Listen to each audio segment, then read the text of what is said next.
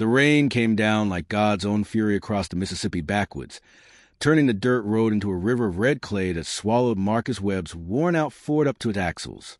He sat there for a moment, hands still gripping the wheel, watching the wipers lose their battle against the deluge. The engine coughed once, twice, then died with a shudder that felt too much like surrender. "Damn it!"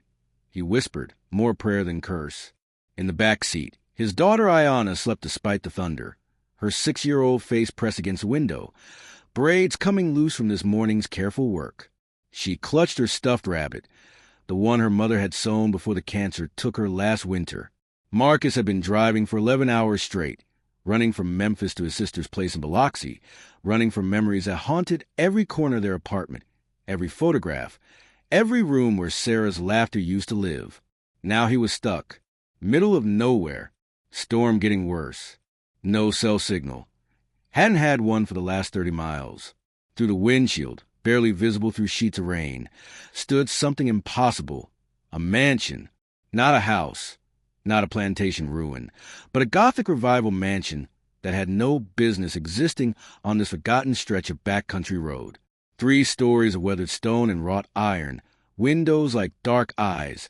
A structure that seemed to have grown from the earth itself rather than been built upon it. Lightning split the sky, and for one electric moment, Marcus saw it clearly. Turrets and gargoyles, a massive oak door, gardens gone wild with centuries of neglect. He'd traveled this road twice before. There had been nothing here but pine trees and kudzu. "Baby girl," he said softly, reaching back to shake Ayanna's shoulder. "Baby, wake up." She stirred, rubbing her eyes. "Are we at Andy's?" "Not yet, but we need to get out of this storm. You see that house up there?" Ayanna pressed her face to the window, her breath fogging the glass. "It looks like the castle in my storybook, the one with the sleeping princess." Something like that. Marcus unbuckled his seatbelt, already dreading the sprint through the rain. "We're going to ask if we can use their phone, maybe wait out the storm. You stay close to Daddy, understand?" "Yes, sir." They ran. Marcus scooped Ayanna into his arms, her rabbit pressed between them, and ran through rain so thick it felt like drowning. Mud sucked at his boots. Thunder cracked so loud his ears rang. By the time they reached the mansion's porch, a sprawling thing of stone columns and hanging moss, they were soaked through, water streaming from Marcus's jacket, Ayanna shivering against his chest. The oak door stood at least 12 feet tall, carved with symbols Marcus didn't recognize, crosses that weren't quite crosses, faces that weren't quite human, vines that seemed to ride in the lightning's flash. There was no doorbell, just an iron knocker shaped like a weeping woman's face. Marcus hesitated. Every instinct he'd honed growing up in South Memphis screamed at him to turn around, to brave the storm, to take his chances with a flooded road. But Ayanna was shaking now, her lips turning blue, and he was her father, her only parent, the only thing standing between her and a world that had already taken too much. He knocked. The sound echoed wrong, not like metal on wood, but like something hollow and vast, like knocking on the door of a crypt. The rain seemed to pause just for a moment, and in that silence Marcus heard something else. Music. Old music. A piano, maybe, playing something slow and sad and impossibly distant. The door opened. No one stood there. It simply swung inward on hinges that didn't creak, revealing an entrance hall lit by candles. Hundreds of them, in iron sconces along walls papered in burgundy damask that might have been beautiful once, before time and moisture had peeled it into hanging strips. A grand staircase curved upward into darkness. The floor was marble, black and white checks like a chessboard, and Marcus's wet boots squeaked as he stepped inside, still carrying Ayanna. "Hello." His voice sounded small in the vastness. "We don't mean to intrude. Our car broke down. We just need to use a phone if you have one." The door swung shut behind them. Not slammed. That would have been honest. It closed with a soft, inevitable click of something meant to happen. "Daddy," Ayanna whispered. "It's okay, baby. Just the wind." But there was no wind inside. Just the smell of old roses and older dust, of candle wax and something underneath it all. Something copper and dark that Marcus recognized from his years working at the hospital before he'd switched to construction. The smell of blood, faint but unmistakable. How curious. The voice came from everywhere and nowhere, high and musical, like wind chimes made from bone. Marcus spun, putting himself between Ayana and the source, but saw nothing except shadows dancing in candlelight. A visitor? We haven't had a visitor in so very long. We don't want trouble, Marcus said, his voice steady despite the ice in his veins. Just caught in the storm. We'll leave as soon as... You can't leave. A different voice now, lower, sadder. Not in this storm. The road floods completely. You drowned before you made it 100 yards. Then we'll wait it out. Just lend us a phone. We have no phone. A third voice, younger sounding, curious. We have no need for such things. But you're welcome to stay, to wait, to rest. 3 figures emerged from the shadows at the top of the staircase, descending in perfect synchronization. Marcus's breath caught. They were beautiful in a way that dangerous things are beautiful. A coral snake's band, a lightning strike, a frozen lake before it cracks. 3 young women, or things that look like young women, each in a dress from a century past. Black silk and ivory lace, high collars and long sleeves, skirts that whispered against the stairs. Their skin was the kind of pale that spoke of never seeing sun, luminous and cold as marble. Their hair, one blonde, one dark, one red as autumn leaves, hung loose to their waists. But it was their eyes that made Marcus's hand tighten on Ayana. Empty eyes. Old eyes. Eyes that had seen centuries pass and felt nothing until now. Until they looked at him. Oh! The blonde one breathed, stopping on the landing. Oh, sisters. Look. We're looking, Celeste, said the dark-haired one, tilting her head like a bird studying a worm. We see him. I've never seen one before, the red-haired sister whispered. Not up close. Not like this. Marcus felt his daughter trembling against him. He took a step backward toward the door and found it wouldn't open. The handle turned uselessly in his hand. We mean you no harm, Celeste said, drifting down the remaining stairs with movements too smooth to be human. Truly, we're just surprised. It's been so long since anyone came here. And we've never... She glanced at her sisters, something almost shy in her ancient eyes. We've never had a black man in our home before. The words hung in the air like smoke. Marcus felt something cold settle in his stomach. Not fear, not exactly, but a familiar exhaustion. Even here, even in this impossible place, with these impossible creatures, this was what mattered to them.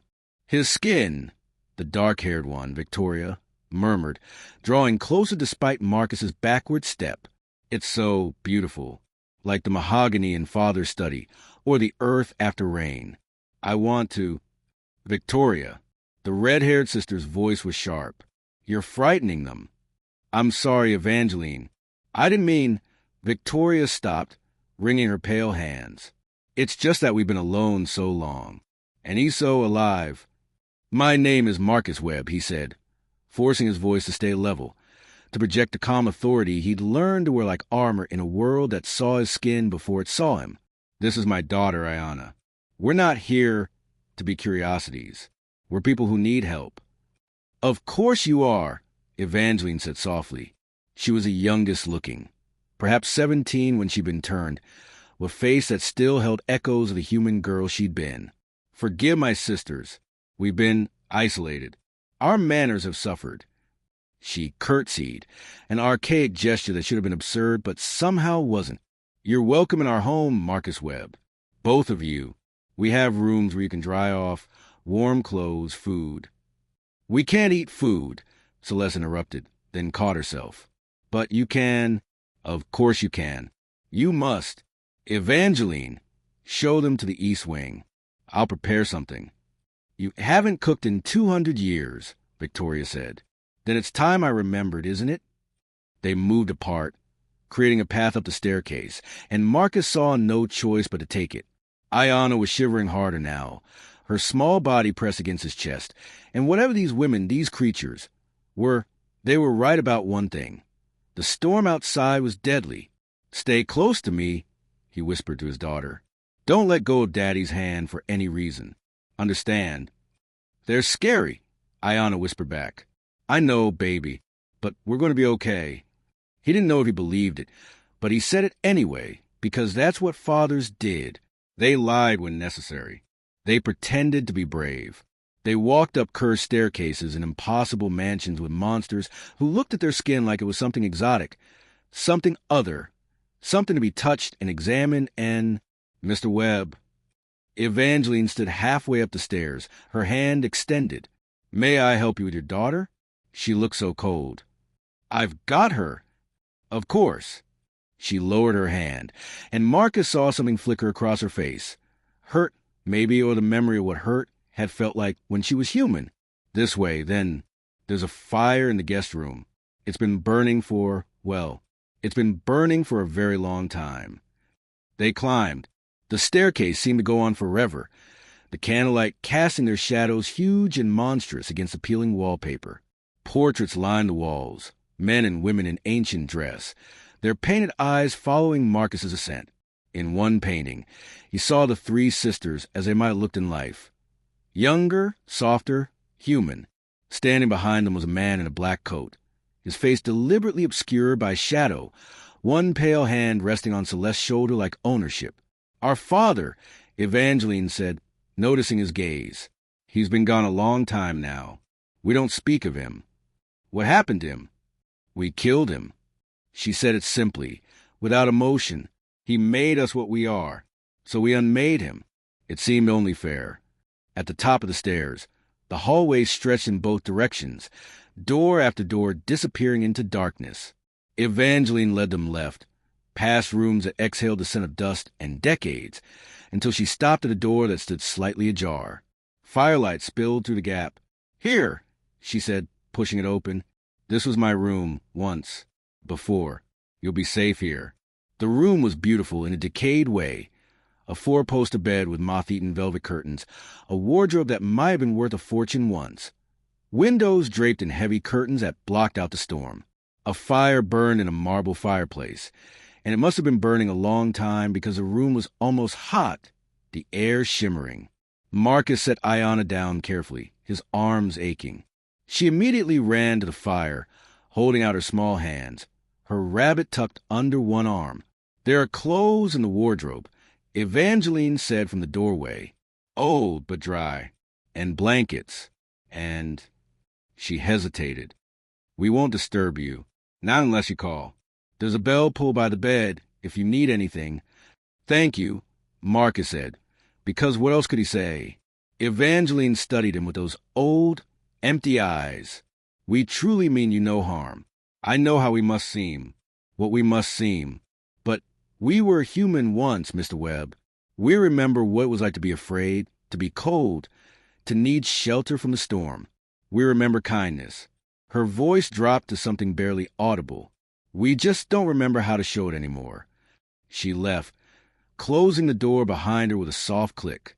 Marcus stood there for a long moment, listening to the rain hammer against the windows, to his daughter's breathing as she warmed herself by the fire. Then he went to the wardrobe and found, as promised, clothing from another era, men's shirts and trousers that smelled of cedar and thyme. He stripped off his wet jacket, his soaked shirt, and caught sight of himself in a tarnished mirror above the dresser. A black man, 32 years old, with his daughter's eyes and his dead wife's determination, lean from grief and long hours, scars on his hands from construction work, on his heart from loss, standing in a vampire's mansion in the Mississippi backwoods, being stared at like a specimen, like something exotic and other and fascinating. We've never touched a black man before. He could hear Celeste's words echoing in his mind, and beneath the fear, beneath the survival instinct, he felt something else, a deep, bone-tired anger, because of course even monsters saw his skin first. Of course even immortal creatures of the night carried the prejudices of their time, preserved in amber, their racism as eternal as their youth. Daddy? Ayana stood by the fire, her clothes steaming. Are those ladies going to hurt us? Marcus went to her, knelt down, pulled her close. Not if I can help it, baby. Not if I can help it. But outside the door in the shadowed hallway, three sisters stood listening, and in Celeste's ancient heart, If she still had a heart, something unfamiliar stirred. Not hunger, not bloodlust. Something more dangerous. Curiosity. The dining room was a cathedral of decay.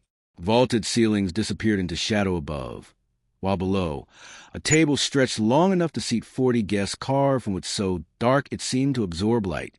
Only 5 places were set, for clustered at one end, one isolated at the other like an afterthought or an accusation. China plates edged in gold, crystal glasses that caught candlelight and fractured it into colors that had no name, silver so tarnished it looked black. Marcus stood in the doorway, Ayana's hand in his, and felt the weight of the room's history pressing down like water pressure at depth. How many meals had been served here? How many of them had ended with screaming? "Please sit." Celeste stood beside the table, gesturing to the chairs. She had changed into a different dress, midnight blue this time, with a high collar that covered her throat. Her blonde hair was pinned up in an elaborate style that must have taken an hour, though Marcus hadn't heard anyone else in the house. "We prepared something we hope you'll enjoy." The smell hit him then. Fried chicken, collard greens, cornbread. Soul food. His grandmother's cooking, reconstructed by creatures who couldn't eat, who probably hadn't seen a meal prepared in decades. The absurdity of it was almost enough to make him laugh, if he hadn't been so terrified. "You didn't have to do this," he said. "We wanted to." Victoria emerged from the kitchen. There was a kitchen carrying a steaming pot. Her dark hair hung loose around her pale face, and there was something almost desperate in her expression, like a child seeking approval. "We found recipes. In the library. Books written by people like you. We wanted to honor. People like me." Marcus's voice was flat. Victoria froze. The pot trembled in her hands. "I didn't mean—" "Yes, you did." He stepped into the room, still holding Ayana close. "You meant black people. That's what you're dancing around, isn't it? You found recipes by black people because I'm black, and you thought that's what would make me comfortable." Silence fell like a curtain. Even the fire in the massive hearth seemed to dim. Evangeline spoke from the shadows by the window, her voice soft as moth wings. "You're right. We did. And it was presumptuous of us. Patronizing. We've been removed from humanity for so long that we've forgotten how to—" She stepped into the candlelight, and Marcus saw tears on her cheeks. Impossible tears, red as garnets. "We're trying, Mr. Webb. Badly, perhaps. But we're trying." "Why?" The question came out harsher than he intended. "Why does it matter to you? What are we to you? Dinner guests or just dinner?" "Neither," Celeste said quietly. She pulled out a chair, sat with the kind of grace that spoke of centuries of practice. "You're the first people to enter this house in over 100 years. The first living souls we've spoken to since we stopped being living souls ourselves. And you—" She looked directly at Marcus, her eyes ancient and lost. "You're the first black man we've ever met. Not seen from a distance, not glimpsed in passing, but met, spoken with, stood close to." Her hand lifted, trembling slightly. "We've never touched a black man before." There was again that phrase, that horrible, honest phrase that treated his body like territory, his skin like a curiosity, his humanity like a question waiting to be answered by their pale fingers. "I'm not a museum exhibit," Marcus said. "No." Evangeline moved to the table, her movements fluid and wrong. "You're a man, a father, someone who loved his wife and lost her, someone who's driving his daughter across state lines to escape the ghosts in his own home, someone who's tired and scared and angry and trying so hard to be strong." She sat across from Celeste. "We know all that, Mr. Webb. We can smell your grief like perfume. We can hear your heartbeat, your daughter's heartbeat, the blood singing in your veins like a symphony we can never play ourselves. We know you better than you think. That's supposed to comfort me? It's supposed to explain why we stare." Victoria set the pot down. Collard greens, steam rising like spirits. "We've been dead so long that life itself is exotic to us. And you're so alive. Your skin is warm. Your heart beats. You breathe. You're everything we lost and can never have again." She looked down at her pale hands. The fact that you're black is part of that strangeness to us. Yes. We grew up in a time when people like you were property. We're ashamed of that now. We were ashamed of it then, though we never said so. But we can't pretend that history away. We can't pretend we don't carry the prejudices of our time, even if we've had centuries to recognize how poisonous they were. Marcus felt Ayanna tugging at his hand. She was hungry. He could hear her stomach growling, and the food did smell good, despite everything. He looked at his daughter's face, saw trust there, saw the simple faith that Daddy would protect her, would know what to do. He didn't know what to do. If we sit, he said slowly, if we eat your food and accept your hospitality, what do you want in return? Nothing, Celeste said. Everyone wants something. Then call it a gift, or penance, or curiosity. She leaned forward, and in the candlelight her face looked almost human. We've been monsters for so long, Mr. Webb. Let's try to remember what it was like to be kind. Marcus pulled out a chair, sat Ayanna down beside him.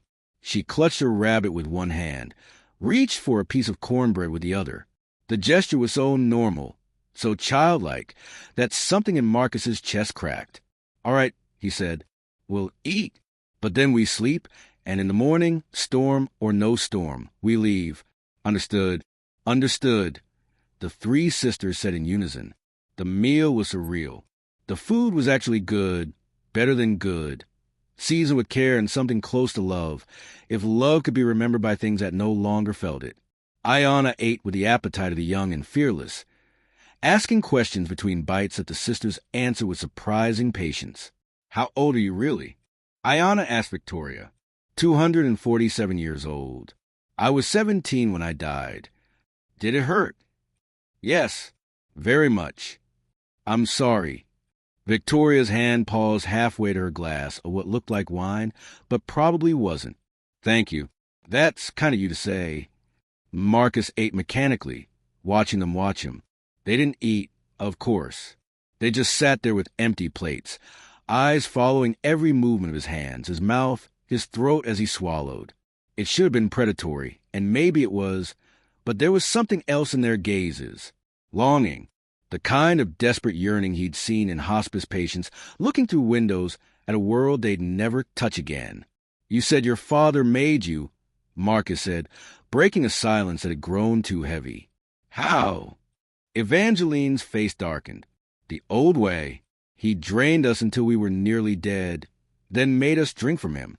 We woke 3 days later in coffins and cellar. Changed. Hungry. He said we'd be as forever. His daughters in death as we were in life. But you killed him. We killed him, Celeste confirmed. It took 50 years to become strong enough. 50 years of being his property, his playthings, his... She stopped, took a breath she didn't need. When we finally overpowered him, we tore him apart. We burned the pieces. We scattered the ashes in running water. And then we locked ourselves in this house and swore we'd never be monsters like he was. But you're still vampires, Marcus said. Yes, we still need blood to survive. But we don't take it from the living. Not anymore. We have arrangements, blood banks, hospitals. We pay well for medical waste. It's not the same as fresh blood, not as satisfying, but it keeps us from becoming what he was. A murderer. Yes. Marcus looked at his daughter, happily eating cornbread, blissfully unaware of the darkness in the room. Is that why you reacted to me the way you did? Because you're hungry? No, Victoria said quickly. We fed last week. We're not hungry, not for blood, but we're hungry for something else, for connection, for conversation, for the sound of a heartbeat that isn't driven by fear, for... She reached across the table, her pale hand stopping inches from Marcus's darker one. For touch. Human touch. We've been so alone. Marcus looked at her hand, slender, cold, dead, hovering near his own. Every instinct screamed at him to pull back, to grab Ayanna and run, to put distance between his warm blood and their cold hunger. But something else held him in place. Something in Victoria's eyes that looked almost human, almost broken. Slowly, carefully, he extended his finger and touched hers. The reaction was immediate. Victoria gasped, her eyes widening, and her sisters leaned forward as if witnessing a miracle. The touch lasted only a second before Marcus pulled back, but it was enough. "Oh," Victoria breathed. "Oh, you're so warm." "We're alive," Marcus said. "That's what living things are. Warm." "We remember," Evangeline whispered. Somewhere deep inside, we remember what that felt like. But feeling it again, even for a moment, she wiped at her eyes, smearing red tears across her pale cheeks. "Thank you. I didn't do anything. You let us touch you. That's more than anyone's done in over a century." The weight of their loneliness settled over the room like snow. Marcus felt it pressing against his anger, complicating his fear with something unexpected: pity. These creatures, these monsters, were trapped, not just in this decaying mansion, but in their own unchanging forms, watching the world evolve and leave them behind, carrying the prejudices and limitations of their mortal era into an immortality that gave them all the time in the world to regret, but no power to truly change. They were racist. They were patronizing. They saw his blackness before they saw his humanity. But they were trying. God help him. They were trying. My wife, Marcus said suddenly, surprising himself, was white, Irish-American. We met at the hospital where I was doing construction work. She was a nurse. We got looks everywhere we went: restaurants, churches, her family's house. People who saw us and made assumptions, made judgments, made their discomfort our problem. He stared at his empty plate. She died 7 months ago. Breast cancer. Ayanna and I have been alone ever since. "I'm sorry," Celeste said, and she sounded like she meant it. "Why are you telling us this?" Evangeline asked softly. "Because I want you to understand something. My skin isn't exotic. My body isn't curiosity. I'm just a man who loved a woman and lost her, who's trying to raise his daughter in a world that's already decided what they are before they open their mouths. You want to touch me? Fine. But understand that when you do, you're not touching some fantasy, some experiment. You're touching a person, a grieving widower, a tired father, a human being." Silence. Then Celeste stood, moved around the table with that supernatural grace, and stopped beside Marcus. She looked down at him with eyes that had seen empires rise and fall, and slowly, deliberately, she extended her hand. "May I?" she asked. Marcus looked at that pale hand, the hand of someone who'd been raised to see people like him as property, who'd carried that poison into an afterlife that gave her centuries to recognize its evil, but no roadmap for how to excise it from her soul. He took her hand. Her skin was cold, smooth as marble, strong enough to crush his bones without effort. But she held his hand gently, as if it were made of glass, and her thumb brushed across his knuckles in a gesture that was almost reverent. "Thank you," she whispered, "for trusting us, even a little, even when we don't deserve it." Victoria came next, then Evangeline, each taking his hand in turn, each marveling at the warmth of living flesh. Ayanna watched with wide eyes, clutching her rabbit. Too young to understand the significance, but old enough to sense something important was happening. When they finally stepped back, Marcus felt exhausted. Not physically. The food had helped with that, but emotionally. He'd just let 3 vampires touch him, had shared his grief with them, had complicated his fear with empathy. He was either very stupid or very human. Probably both. "It's late," Evangeline said, breaking the moment. "You should rest. Both of you. The storm's still raging, and morning is hours away." Marcus nodded, standing, lifting Ayanna into his arms. She was already half asleep, her head on his shoulder. "Thank you. For the food. For the shelter. For—" He paused. "For trying. Mr. Webb." Celeste caught his arm as he passed. Her touch was still cold, but somehow less frightening now. "What you said about being seen as a person first. We'll try to remember that. It won't be easy. 2 centuries of thinking doesn't change overnight, but we'll try." "That's all anyone can do," Marcus said.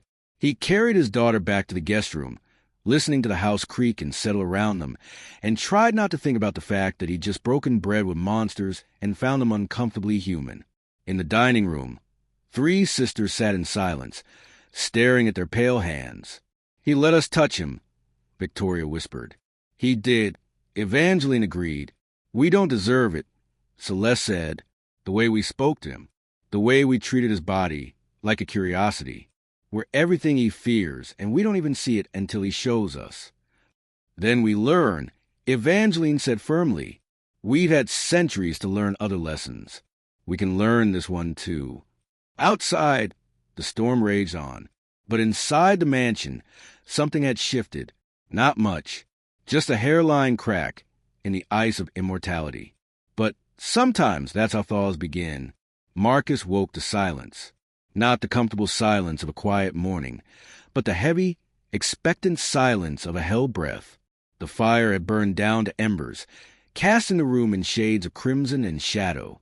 Beside him, Ayanna slept curled under moth-eaten blankets, her rabbit tucked under her chin, her breathing soft and steady. He checked his watch, 3:47 a.m. The storm had passed. He could tell by the absence of rain against the windows, but dawn was still hours away.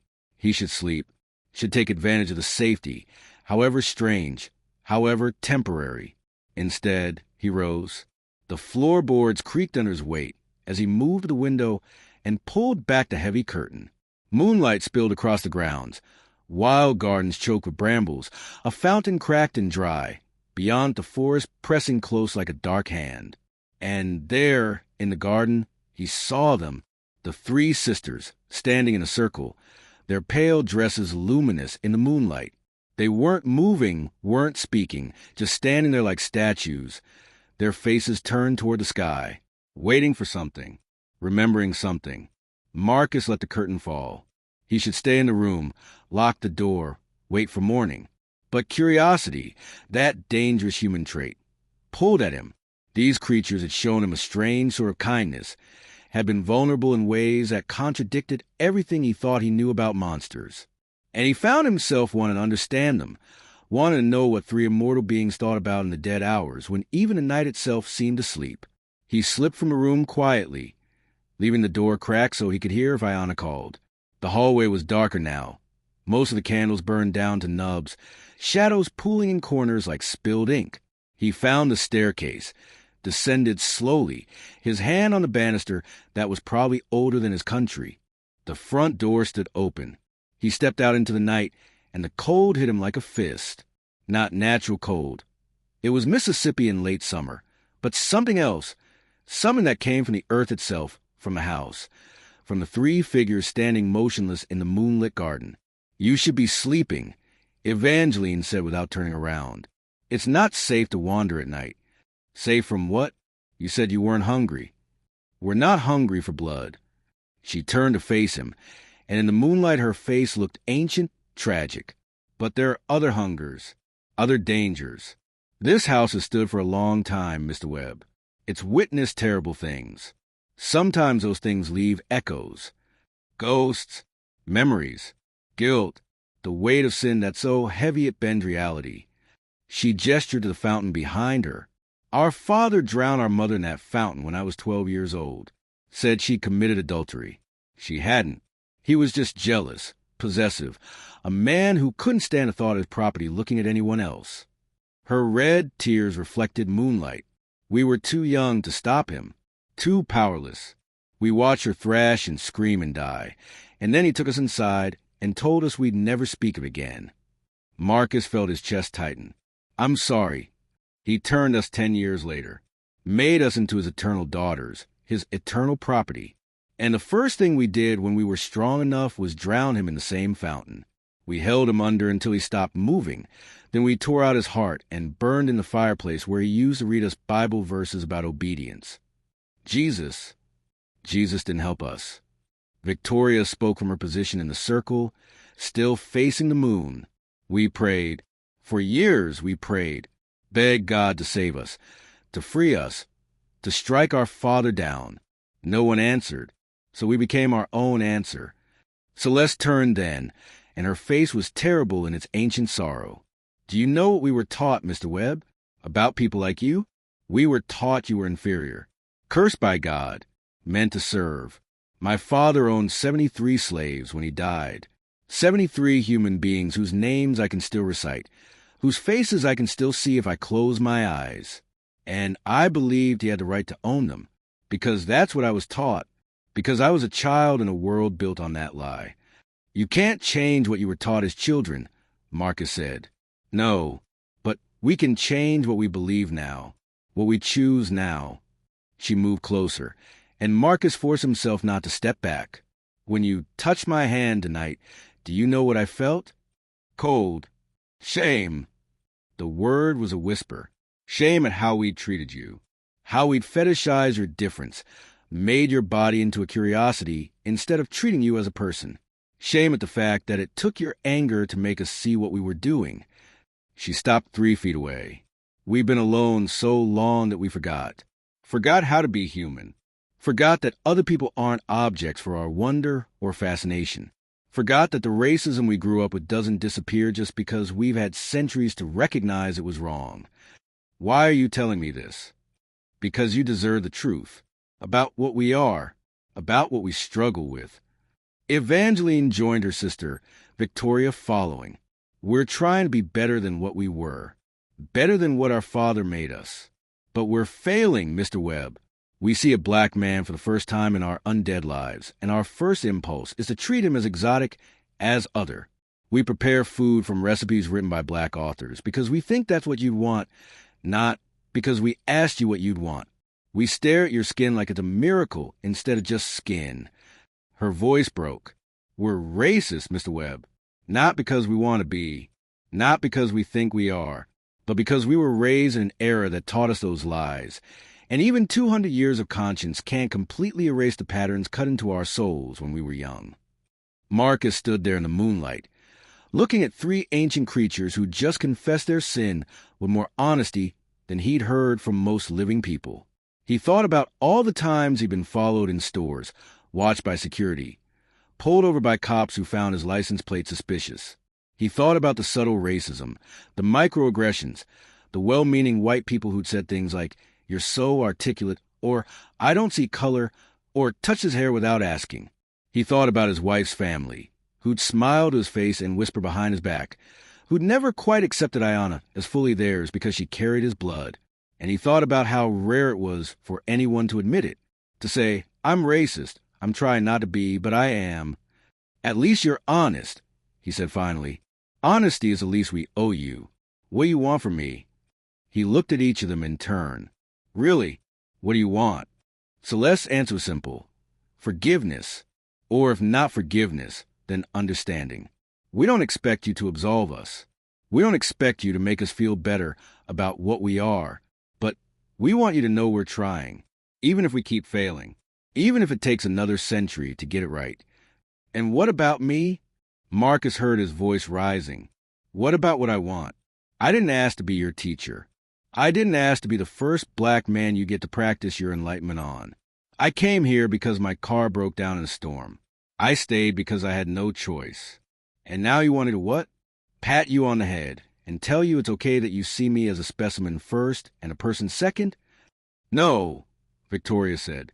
We want you to know that we see the harm we're doing, that we're not asking you to educate us or absolve us or make us comfortable with our discomfort. We're just asking you to know that we're aware, that we're ashamed, that we're trying to do better. Trying isn't enough. We know, but it's all we have."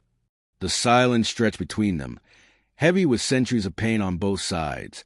The pain of being enslaved, of being othered, of being seen as less than human, and the pain of being complicit, of carrying the guilt of participation in that evil, of knowing you benefited from suffering and can never make it right. "My wife's family," Marcus said slowly, "treated me like a curiosity too, like I was this exotic thing their daughter had brought home. They were never cruel, never openly hostile, just fascinated. They wanted to touch my hair, ask me questions about black culture, like I was a spokesperson for my entire race. Made comments about how well-spoken I was, how safe I seemed." He laughed bitterly. They thought they were being accepting. They thought they were being good. And when I got angry, when I called them out, they were hurt, said they were trying, said I was being too sensitive. Were they? Evangeline asked. Trying. Maybe, but they wanted me to make it easy for them. Wanted me to do the work of making them comfortable with their own racism.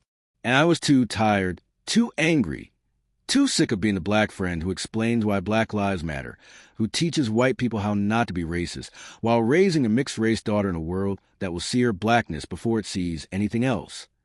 We're doing the same thing, Celeste said, asking you to teach us, to help us, to do the emotional labor of making us better people, better monsters, while you're grieving, while you're vulnerable, while you're trapped in our house with nowhere else to go. She looked down at her pale hands. That's unfair. Cruel, even. We see that now. So what do you want me to say? Nothing. Victoria stepped forward. We want you to say nothing, to owe us nothing. We're confessing because you deserve to know who we are, what we struggle with. Not because we want absolution. Not because we want to feel better. But because you're a human being trapped in a house with 3 vampires who just realized they've been treating you like an exotic curiosity. And you deserve to know that we know, that we see it, that we're horrified by it. Marcus felt something in his chest loosen slightly. Not forgiveness. He wasn't ready for that. Might never be ready for that. But something like recognition. These monsters had done in one night what his in-laws had never managed. Admitted their racism without making it his problem to solve. I appreciate that, he said carefully. The honesty. Most people don't get that far. Most people can lie to themselves, Evangeline said. We can't. We've had too long to see ourselves clearly. Too long to recognize what we were, what we participated in, what we benefited from. She moved to the fountain, ran her pale hand along its cracked edge. Do you know what the worst part is? We remember their names. Every single slave my father owned. Every single person who suffered, so we could live in comfort. And we can't even apologize to them because they're dead. They've been dead for 200 years. All we can do is remember. And try not to make the same mistakes with the living. That's something, I guess. Is it enough? I don't know. Maybe nothing's ever enough when you're trying to atone for something like that. Celeste turned to face him fully. Mr. Webb, Marcus, we're not asking you to forgive us. We're not asking you to like us or trust us or see us as anything other than what we are. Dead things try to remember what it meant to be human. But if you're willing, we'd like to offer you something. What? Truth. About this house. About what we've seen in our centuries here. About the things we've witnessed. The evil men do, the ways racism has evolved and adapted and found new forms over the decades. She held out her hand. We can show you. If you want. It won't be comfortable, but it will be honest. Marcus looked at that pale hand, remembering the cold shock of touching it before. Show me how. Blood memory. Victoria moved beside her sister. A vampire's blood holds memories. If you drink from us, just a drop, no more, you'll see what we've seen, feel what we've felt, understand what it's like to be caught between human conscience and monster nature, to carry the guilt of your mortal sins into an immortality that gives you no escape from them. You want me to drink your blood. We want to show you the truth. About ourselves. About the racism that shaped us. About how it's poisoned us even as we've tried to resist it. Evangeline joined them. The 3 sisters standing together, united. It's a gift, or a burden, or both, but it's honest.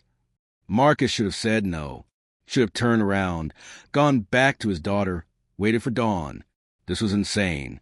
Vampires didn't offer their blood to humans unless they wanted to turn them, to control them, to bind them in ways that couldn't be undone. But he'd come this far.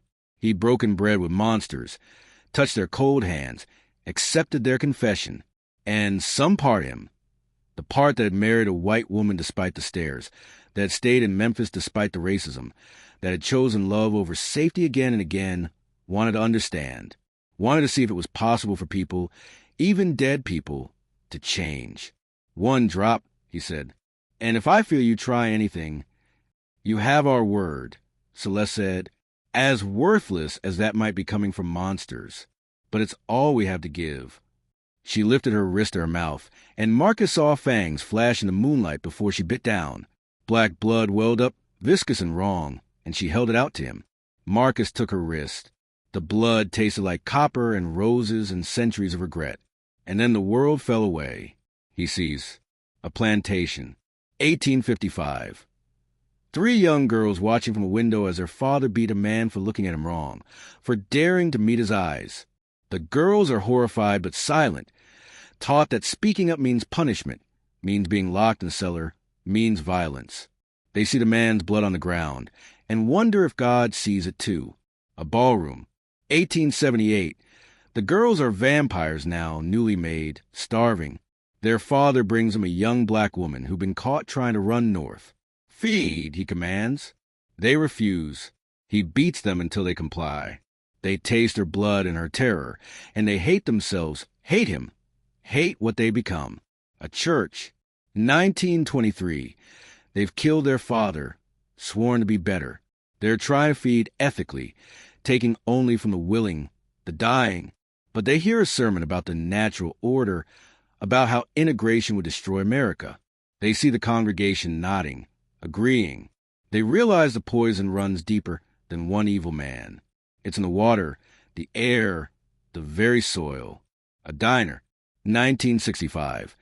They're watching through windows. They can't go inside without invitation, as white customers harass black protesters at a sit-in.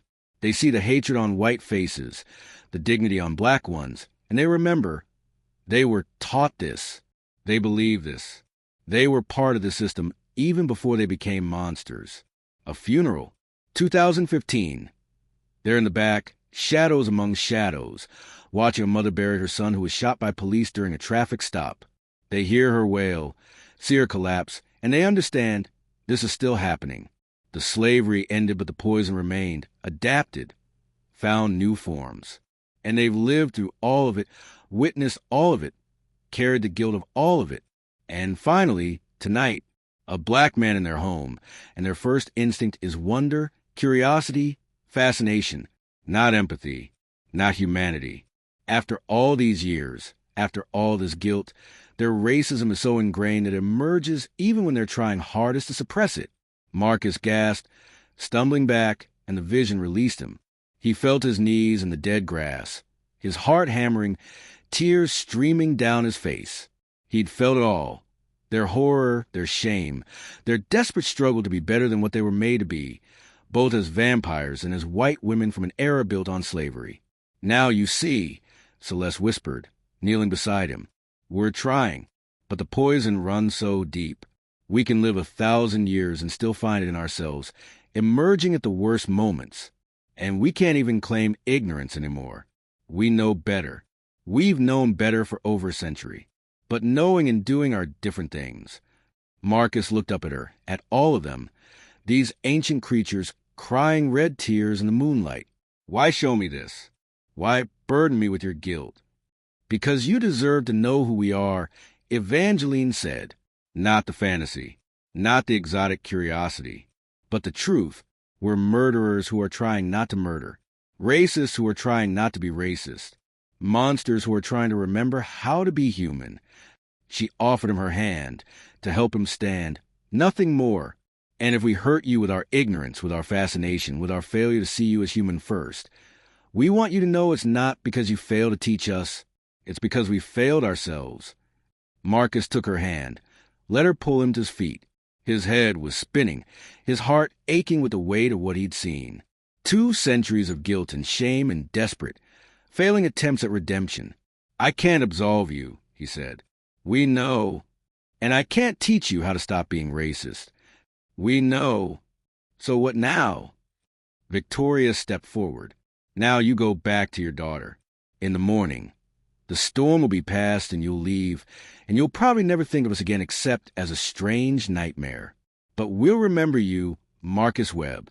We'll remember the man who looked at monsters and saw people struggling, who touched our hands even though we didn't deserve it, who listened to our confession even though it wasn't his job to hear it." She managed a sad smile. "And maybe that will help us do better next time. When the next living person stumbles into our house, when we get another chance to be better than what we were." Marcus nodded slowly. He was exhausted, emotionally wrung out, desperate to hold his daughter and remember why he kept fighting in a world that made fighting so hard. But he'd also witnessed something rare. Monsters trying to be less monstrous. Racists trying to recognize and resist their racism. Dead things trying to remember what it meant to be alive. It wasn't enough. It would never be enough. But it was something. "Thank you," he said, surprising himself, "for being honest, for not asking me to make you feel better about it. That's more than most people manage." "We've had 200 years to practice honesty," Celeste said, "and we still get it wrong most of the time. But we're trying, even when it's hard, even when it means admitting things we'd rather keep hidden." Marcus turned to go, then stopped. "Those people your father owned, the 73. What happened to them after he died?" "We freed them," Evangeline said quietly. "Gave them money, deeds to land, letters of manumission. It wasn't enough, nothing could be enough, but we tried to give them something. A chance, at least." She paused. 17 of them stayed in contact with us over the years. Wrote letters. Sent word when they had children, grandchildren. They forgave us, even though we didn't deserve it. We keep their letters in the library. Read them when we forget why we're trying so hard. "That's good," Marcus said. "Hold on to that." He walked back toward the house, leaving 3 sisters in the moonlit garden, and tried not to think about how much his hand had warmed Celeste's cold palm, or how her blood had tasted like every regret in the world. In the guest room, Ayanna still slept peacefully, dreaming innocent dreams. Marcus lay down beside her, pulled her close, and tried to reconcile what he'd just experienced with everything he knew about monsters and men. The truth was, he wasn't sure there was much difference. Both could be cruel. Both could try to change. Both could carry poison in their blood and still reach for something better.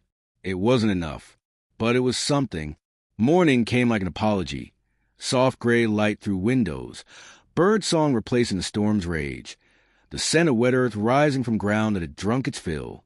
Marcus woke to find Ayanna already up, sitting by the window with her rabbit, watching 3 figures in the garden below working with shovels and seeds. "They're planting flowers," Ayanna said without turning around. The pretty one with yellow hair said their mama loved roses. "They're planting roses where the fountain is." Marcus joined her at the window, looking down at the sisters. In the morning light, they looked different, less ethereal, more solid, their pale skin almost translucent. They moved slowly, carefully, as if the work of gardening was unfamiliar but important, as if they were trying to replace death with life, even if only symbolically. Celeste looked up, saw him watching, and raised one dirty hand in greeting. There was no presumption in the gesture, no expectation, just acknowledgement. 2 beings who'd shared something strange and honest in the night, now facing the mundane reality of morning. "We should go," Marcus said. "Storm's over. Road will be passable." "Do we have to?" Ayanna turned to him with those wide, honest eyes. "The ladies are nice. They made me pancakes. They said they haven't made pancakes in 100 years, and they probably got them wrong, but they tasted good." Marcus felt his heart crack a little. His daughter, too young to sense the danger, the strangeness, seeing only 3 lonely women trying to be kind, seeing the humanity before the monster. Maybe that was wisdom, not innocence. "We have to go to Aunt Monica's, remember? She's expecting us. Can we come back and visit?" Marcus looked out at the 3 sisters planting roses in dirt that had drunk their mother's blood, their father's blood, probably countless other bloods over the centuries. Try and make something grow in cursed soil. Try to atone for sins that couldn't be atoned for. "Maybe," he said, surprising himself. "Someday." They dressed in their own clothes, dried now, cleaned somehow, folded neatly on the chair. Marcus noticed his jacket had been mended. A tear in the shoulder expertly sewn with thread that must have been as old as the house. Another small kindness from creatures who were learning, failing, trying again. When they came downstairs, the sisters were waiting in the entrance hall, still dirty from their gardening, looking almost human in their exhaustion.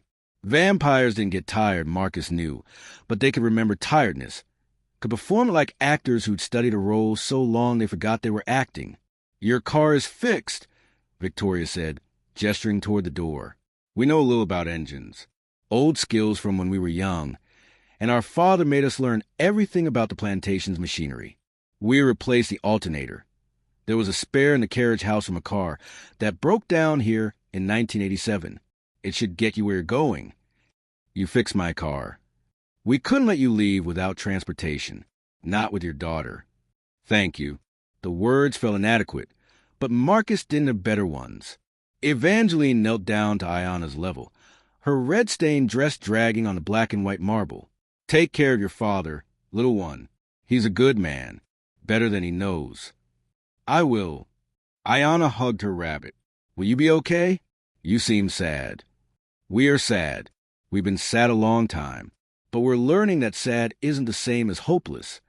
She touched Ayana's cheek gently, just the barest brush of cold fingers, and stood. Celeste approached Marcus last.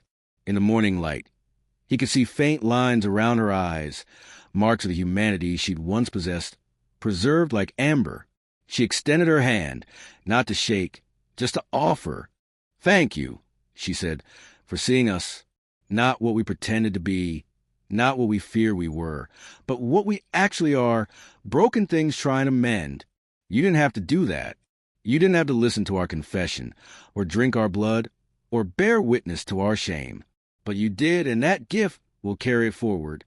Marcus took her hand, still cold, still strong enough to crush bone, but somehow less frightening now. "Just keep trying," he said. "That's all anyone can do. Keep trying to be better than what you were yesterday. Even if we keep failing, especially then." They stood there for a moment, a black man and a white vampire who'd lived through centuries of racism, holding hands in a cursed mansion while morning light crept across the floor. It wasn't redemption. It wasn't even forgiveness. But it was acknowledgement of pain, of struggle, of the hard work of becoming less monstrous. "Go," Celeste said softly, releasing his hand. "Before we ask you to stay, before we become too comfortable with your warmth. You deserve to live your life without us haunting it." Marcus nodded, scooped up Ayana, and walked toward the door. It opened before he touched it. Victoria's doing, probably, or Evangeline's, or just the house itself releasing them. The morning air hit his face, warm and humid, and alive with mosquitoes and possibility. His Ford sat in the driveway, clean despite the mud, the engine hood closed, everything looking as normal as if the last 12 hours had been a fever dream. Marcus set Ayana in her car seat, buckled her in, kissed her forehead. Then he turned back to the mansion one last time. The three sisters stood in the doorway, backlit by candlelight that looked faint and foolish against the morning. Three ancient vampires who'd fed him, confessed to him, shown him their centuries of struggle. Three racists trying not to be racist. Three monsters trying to remember humanity. He raised his hand in farewell. They raised theirs in return. And Marcus got in his car, started the engine. It purred like new, and drove away from the impossible mansion, down the muddy road that somehow looked different in daylight, less menacing, more ordinary.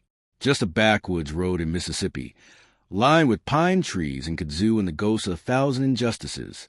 In the rear-view mirror, he watched the mansion disappear behind a curve, swallowed by forest and morning mist.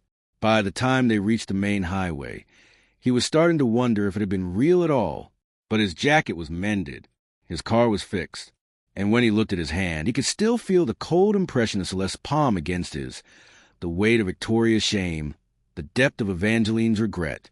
"Daddy," Ayana asked from the back seat, "were those ladies really vampires?" Marcus thought about his answer, about truth and innocence, and what his daughter needed to know about the world, about monsters who looked like people and people who acted like monsters, and the exhausting, necessary work of learning to tell the difference. "I think," he said carefully, "they were people who made mistakes, big mistakes, and now they're trying to do better. Are they going to be okay? I don't know, baby, but they're trying, and sometimes that's the best any of us can manage." Ayana accepted this with the easy wisdom of children, turning her attention back to her rabbit. But Marcus kept driving, kept thinking about three sisters in a decaying mansion, planting roses in cursed earth, try and grow something beautiful from centuries of rot. He thought about his wife's family, who'd never quite managed to see him as fully human, who'd smiled and hurt him and never understood why their fascination felt like violence. He thought about all the well-meaning white people who treated him like a teaching opportunity, an exotic curiosity, a chance to prove their progressiveness without doing the hard work of examining their own prejudices. And he thought about 3 vampires who'd done in one night what most living people couldn't do in a lifetime, admitted their racism, shouldered the responsibility for it, and stopped asking him to make them feel better about it. It wasn't enough. Nothing could be enough when you were talking about centuries of slavery, of Jim Crow, of systemic violence and casual dehumanization. 3 vampires planting roses couldn't undo that harm. Their honesty couldn't resurrect the dead. Their struggle couldn't erase the pain. But it was something, and in a world where most people couldn't even admit there was a problem, where racism hid behind politeness and good intentions and ignorance, where black men were still dying for crime of existing while black. Maybe something was worth acknowledging. The highway opened up before him, for lanes of possibility leading toward Biloxi, toward his sister's house, toward a future he'd have to build day by day. The morning sun climbed higher, burning off the mist, revealing a world that looked exactly as it had yesterday, but somehow felt different. Change. Or maybe not change, but seen more clearly. Marcus turned on the radio, gospel music, his wife's favorite, and let it fill the car with sound that felt like prayer, like hope, like the stubborn human insistence that tomorrow could be better than today, even when all the evidence suggested otherwise. In his rear-view mirror, the road behind him stayed empty. No mansion appeared. No pale figures chased after them, seeking one more touch, one more moment of warmth, one more chance of practice being less monstrous.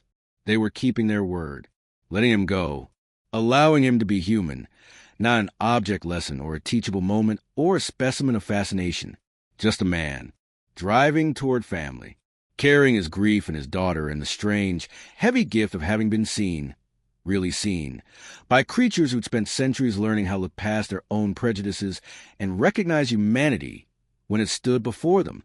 It wasn't redemption. It wasn't even forgiveness. But it was honest, and in its honesty, there was a kind of grace. Marcus drove on into the brightening day, and behind him, in a mansion that might or might not exist by the next time someone drove that road, 3 sisters stood watching until his taillights disappeared. Then they returned to their garden, to their roses, to their endless work of trying to grow something beautiful in soil soaked with shame. They would fail, probably, would say the wrong thing to the next person who stumbled through their door, would let their fascination override their empathy, would treat difference as curiosity instead of commonality, would carry their prejudices forward into another century, because 200 years of conscience wasn't enough to erase patterns cut into young souls by a culture built on slavery. But they would try, would catch themselves, would apologize without making it the wounded party's job to absolve them, would shoulder their own shame instead of asking their victims to carry it for them. It wasn't enough. It would never be enough. But in a world of monsters, both living and dead, who refuse to even see the harm they cause, who hid their racism behind good intentions and fragile feelings, who demanded education without doing the work of educating themselves. 3 vampires planting roses was something. And sometimes something was all you could ask for. The sun rose higher. The road stretched on. And in the spaces between the possible and the impossible, between monsters and men, between the sins of the past and the hopes for the future, life continued its slow, painful, necessary work of trying to be better than it was yesterday. 1 mile at a time. 1 moment at a time. 1 honest, failing, trying again moment at a time. The morning blazed golden across the Mississippi landscape, and in its light, even the shadows looked less dark.